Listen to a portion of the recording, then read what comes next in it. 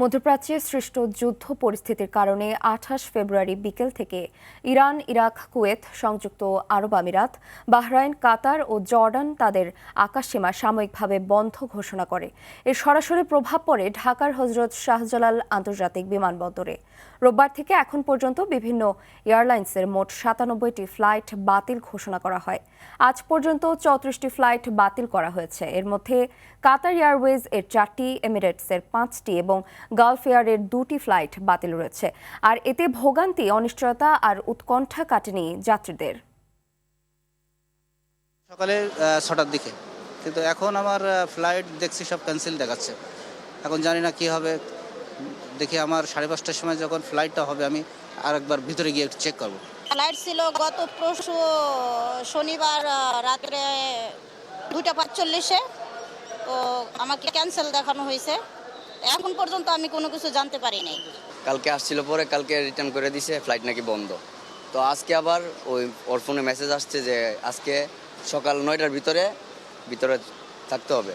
তো আজকে সকাল ৯টা বাজে আসছে পরে কাউন্টারে বলছে যে 10টার আগে কাউন্টার খুলবে না। পরে ১ ঘন্টা পরে 10টা কাউন্টারে গেছে, পরে বলছে যে কনফার্ম ডিসিশন জানাতে পারবে না যে প্লেন আছে কি না। চিজি আইসক্রিমের সাথে ভেলভেটি কেকের মিশ্রণে পোলার রেড ভেলভেট আইসক্রিম। মন ভালো থাক। দর্শক, এই মুহূর্তে হজরত শাহজালাল আন্তর্জাতিক বিমানবন্দর থেকে সরাসরি যোগ দিচ্ছেন সহকর্মী জাহিদ রহমান।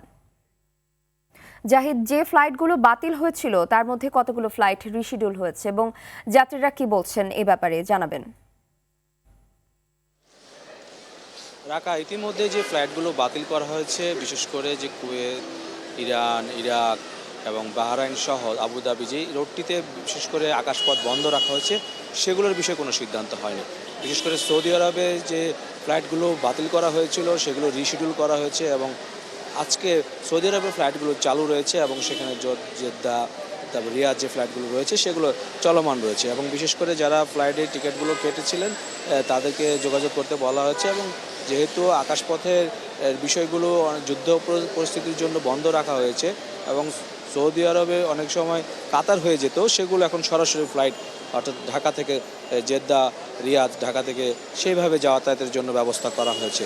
তবে পুরোপুরি শিডিউলগুলো এখনও রিশিডিউল করা হয়নি, কারণ এখন পর্যন্ত যে বাতিল হয়েছে এবং নিয়মিত যে শিডিউল রয়েছে সেগুলোর একটি বিষয় রয়েছে, যাত্রীদের চাপ রয়েছে। তবে কর্তৃপক্ষ জানিয়েছেন যে বাতিল হওয়া যে আকাশসীমা বন্ধ থাকার কারণে বাতিল হয়েছে, সেগুলো পরবর্তী আকাশপথ খুলে না দেওয়া পর্যন্ত সেটির বিষয়ে কোনো সিদ্ধান্ত গ্রহণ করা যাচ্ছে না। এখানে কিছু কিছু লোক আসছেন, যাত্রীরা, বিশেষ করে ঢাকার বাইরে থেকে যারা এখানে আসতেছেন, তারা কিছুটা বিলম্বিত কারণে বিপাকে পড়ছেন এবং তারা সেজন্য অপেক্ষা করছেন যেসব রিশিডিউলগুলো আছে সেগুলোর জন্য। এছাড়া যেগুলো বাতিল হয়েছে তারা জানতে পেরে সেগুলোর জন্য অপেক্ষা করছেন। যদি কোনো কিছু অগ্রগতি হয় সেটির প্রেক্ষিতে তারা যাবেন অথবা তারা আবার ফেরত যাবেন।